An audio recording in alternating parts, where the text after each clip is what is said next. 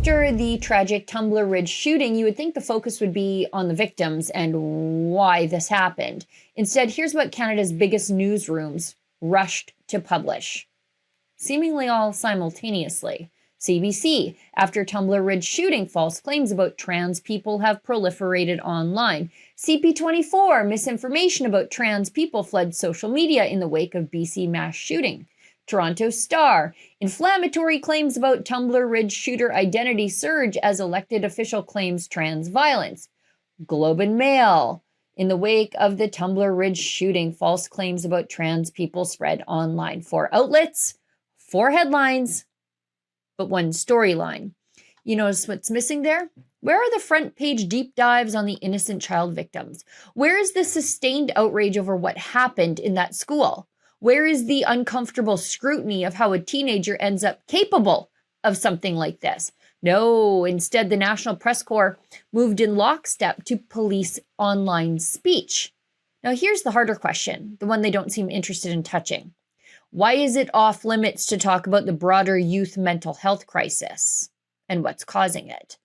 We are living through a generation facing record levels of anxiety, depression, self-harm, and psychiatric intervention. Prescriptions for SSRIs among young people have surged over the last decade, but nothing's getting better.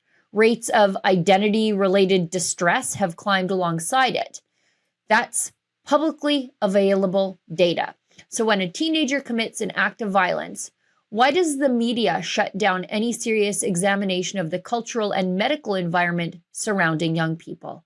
Why is it acceptable to scold the public about misinformation, but unacceptable to ask whether our institutions are failing kids long before tragedy strikes? Could you please expand a little bit on the suspect? Was he known to police? Were there any red flags regarding his mental health?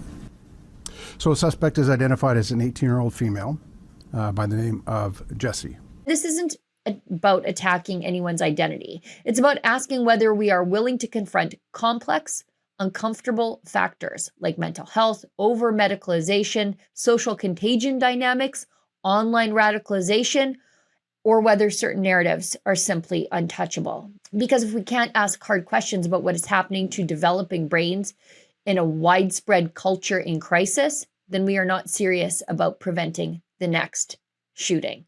And if prevention isn't the goal, then what exactly is? A grieving community deserves more than synchronized messaging. Victims deserve more than narrative management.